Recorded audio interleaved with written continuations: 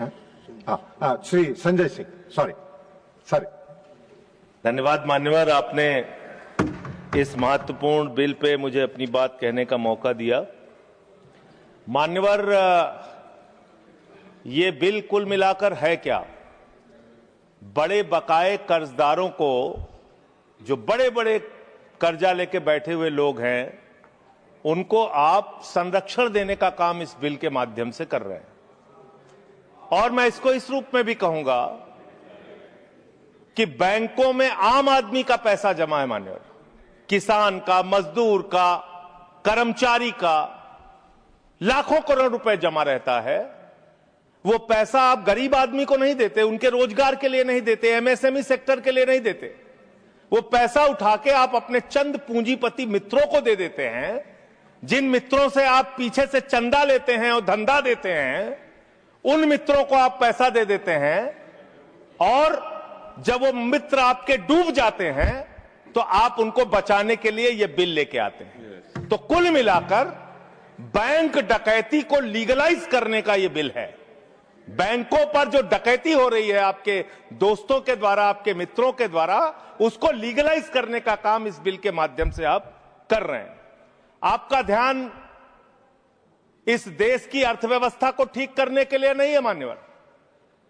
मैंने पूरी डिबेट सुनी लोकसभा की, खाली एक चीज बताई जा रही है, ये लोन पहले का है, ये लोन पहले का है, ये लोन पहले का है।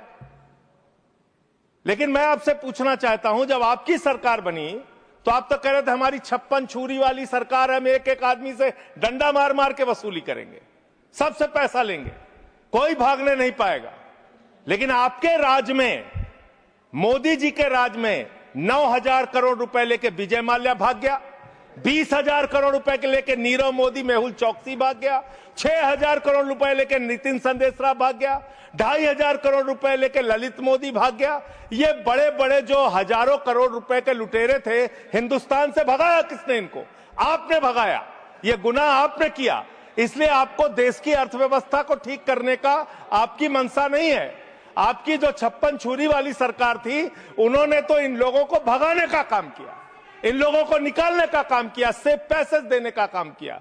देश की जनता लूटी गई, बैंकों को आपने खाली करने का काम किया। और ऑथेंटिकेट करते हुए मैं आपको बताऊंगा मान्यवर, ये आपका लोकसभा में दिया गया सरकार का उत्तर है, मेरे घर पे नहीं बना। इसमें आप लोगों ने साफ तौर पे बताया है कि आपने करीब करीब 70% कर्जा 5,44,000 करोड़ में से मात्र 1,60,000 करोड़ रुपए आपने कर्जा वसूला और बाकी सब का सब आपने माफ कर दिया। ये तो बड़ी अच्छी स्कीम है आपकी, बहुत अच्छी स्कीम है। यही स्कीम आप किसानों के लिए लाइए, यही स्कीम आप मजदूरों के लिए लाइए, रेहड़ी पटरी वालों के लिए लाइए, छात्रों के लिए लाइए, छोटे दुकानदारों के लिए लाइए। और कहिए कि अगर 1 लाख रुपए किसी किसान का बाकी रहेगा, 30,000 रुपए दे दे, उसका बाकी कर्जा माफ। कहिए कि अगर 1 करोड़ रुपए किसी दुकानदार का, छोटे व्यापारी का माफ रहेगा, बकाया रहेगा, उससे 30 लाख रुपए लेके 70 लाख रुपए माफ। क्योंकि यही काम तो किया है आपने। आंकड़े पढ़ रहा हूं मान्यवर, ध्यान से पूरे देश को सुनना चाहिए क्या है आपकी असलियत। आपने भूषण स्टील का 54,000 करोड़ रुपए कर्जा बकाया था, 42,000 करोड़ रुपए आपने वसूला, 23% आपने माफ किया। एसआर का, भूषण स्टील का 57,000 करोड़ रुपए बकाया था, 35,000 करोड़ वसूला, 38% आपने माफ किया। 8,000 करोड़ रुपए ज्योति स्ट्रक्चर्स का बकाया था, 55% आपने माफ किया। 91,000 करोड़ जीएचएफएल का बकाया था, 60% आपने माफ किया। भूषण पावर का 48,000 करोड़ रुपए बकाया था, 19,000 करोड़ रुपए वसूला, 60% माफ किया। इलेक्ट्रो स्टील्स का 14,000 करोड़ रुपए बकाया था, 5,000 करोड़ रुपए लिया, 62% आपने माफ किया। मोनेट इस्पात का 11,500 करोड़ रुपए बकाया था, 2,800 करोड़ रुपए वसूला, 75% कर्जा आपने माफ किया। एमटेक का 13,500 करोड़ रुपए बकाया था, 2,700 करोड़ रुपए वसूला, 80% आपने माफ किया। आलोक इंडस्ट्रीज का 30,000 करोड़ रुपए बकाया था, 5,000 करोड़ रुपए वसूला, 83% आपने माफ किया। लैंको इंफ्रा का 47,000 करोड़ रुपए बकाया था, 5,300 करोड़ रुपए आपने वसूला, 88% कर्जा आपने माफ किया। वीडियोकॉन का 46,000 करोड़ रुपए बकाया था, 2,900 करोड़ रुपए वसूला, 94% कर्जा आपने माफ किया। एबीसी शिपयार्ड का 22,000 करोड़ रुपए बकाया था, 12,000 करोड़ रुपए वसूला, 95% आपने माफ किया। आपने श्रीवास्तव इंडस्ट्रीज का 4800 करोड़ रुपए बकाया था, 320 करोड़ रुपए आपने वसूला, 95% कर्जा आपने माफ किया। मान्यवर, अभी हमारे मित्र पूछ रहे थे हेयर कट क्या है, हेयर कट क्या है, हेयर कट क्या है। हेयर कट का तो मतलब था मामूली सी छूट देनी है, ज्यादा वसूलना है। आपने तो पूरा गर्दन कट कर दिया, पूरा गर्दन कट, यानी कि बड़ा हिस्सा कर्जे का माफ कर दिया और मामूली हिस्सा कर्जे का आपने वसूला। और अगर मैं आपसे ये कहूं कि इसमें आपने रिश्वतखोरी की, भ्रष्टाचार किया, चंदा लेके धंधा दिया, आपने एक ही खाली कंपनी का नाम लूंगा, भूषण स्टील का, जो टाटा को गई, 1500 करोड़ रुपए का चंदा भारतीय जनता पार्टी को टाटा से इलेक्टोरल बॉन्ड और बाकी चीजों के नाम पे आपको मिले हैं। आप पैसा ले लेके इन लोगों का बड़ा बड़ा कर्जा माफ करवा रहे हो, रिश्वत ले लेके इन लोगों का बड़ा बड़ा कर्जा आप माफ करवा रहे हो।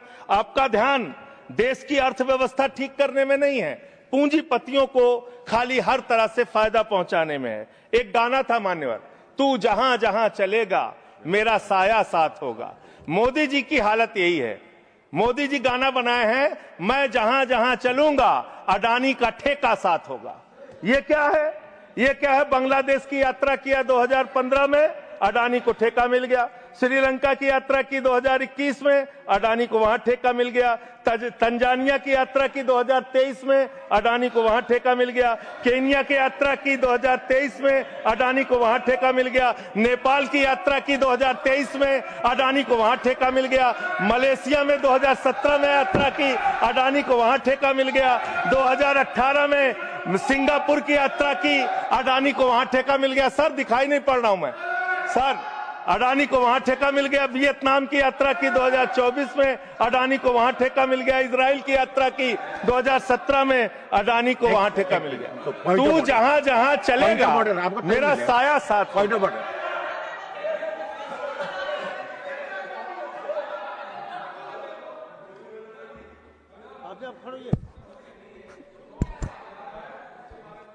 कोई भी रिलेवेंट नहीं है। ये जो इरेलीवेंट जो इन्होंने उसको भाषण से निकाला जाए सर, एक्सपेंज किया जाए। कोई मत। दूसरी बात सर, इतना झूठ आंकड़ा दे रहे हैं, उसका कोई तथ्य दूर दूर तक नहीं है। रिकॉर्ड में चेक करेंगे, हम रिकॉर्ड चेक कर लेंगे। हाँ बोले। अडानी का नाम सुनते ही लोगों को 440 वोल्ट का करंट क्यों लग जाता है? मुझे तो समझ में नहीं आता। जैसे अडानी का नाम लो, पूरी की पूरी भाजपा खड़ी हो जाती है। 440 वोल्ट का करंट लग जाता है। यही विषय है कि देश को बर्बाद किया है तुमने, कर्जा दे दे के अपने दोस्तों को भगाया है। अब बिल पे आपका ध्यान बड़े बड़े पूंजीपतियों से। मान्यवर मेरा समय जा रहा है, मान्यवर मेरा समय जा रहा है, मुझे बोलने दीजिए। मान्यवर आपका दिमाग, हम चेक कर लेंगे। आपका दिमाग बड़े बकायेदारों से कर्ज वसूलने में नहीं है। अगर होता तो ये हजारों करोड़ के जो बकायेदार इनके पासपोर्ट जब्त करो ना। संजय सिंह के तो पासपोर्ट आपने जब्त किए हैं, एक एक सांसद के पासपोर्ट आपने जब्त किए हैं। इन डकैतों के पासपोर्ट क्यों नहीं जब्त किया आपने? इन डकैतों के पासपोर्ट क्यों नहीं जब्त किया आपने? नहीं जब्त किए। आपका दिमाग क्या है?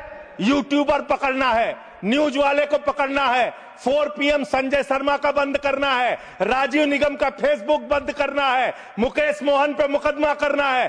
खाली आपको अपने विरोधियों का गला घोटने के अलावा दिन रात कोई काम नहीं है। खाली आपको अपने चंद पूंजीपतियों को फायदा पहुंचाना है। देश की जनता भाड़ में जाए, कोई मतलब नहीं आपको। नोटबंदी करके आपने देश की अर्थव्यवस्था को बर्बाद किया। आपने एक अपने पूंजीपति दोस्त को हिंदुस्तान की सारी संपत्ति देके देश को बर्बाद किया। आप सिर्फ देश को लूटने वाले लोग हो। आप देश को लूटने का और भ्रष्टाचार करने का और उनसे चंदा लेकर धंधा देने का काम कर रहे हैं। मान्यवर, इस बिल का मैं पूरी तरीके से विरोध करता हूं। अंतिम बात कहकर खत्म करूंगा। मान्यवर, NCLT की बड़ी चर्चा हुई। एनसीएलटी में मान्यवर आप समाप्त 30, कीजिए। बस खत्म कर रहा हूं, सबको आपने ज्यादा टाइम दिया, मुझे भी 1 आध मिनट दे दीजिए सर। एनसीएलटी में 30,000 केस पेंडिंग है सर, और 270 दिनों में एनसीएलटी को केस का निराकरण करना होता है। एनसीएलटी तो भ्रष्टाचार का गढ़ बन गया है, उनके पास ऊपर से फोन जाता है नेताओं का, इसका इतना माफ कर दो, उसका उतना माफ कर दो। ये अंतिम वाक्य चीफ जस्टिस का मैं बोल के अपनी बात खत्म करूंगा। 48,000 करोड़ रुपए अनिल अंबानी का बकाया था, 430 करोड़ रुपए में सेटलमेंट हो गया। तो सूर्यकांत जी चीफ जस्टिस जी ने कहा, उन्होंने कहा that the insolvency process had become mockery. ये भारत के मुख्य न्यायाधीश का बयान है इंसॉल्वेंसी के बारे में, जिस तरीके से आप लूटखोरी कर रहे हैं। बहुत बहुत धन्यवाद।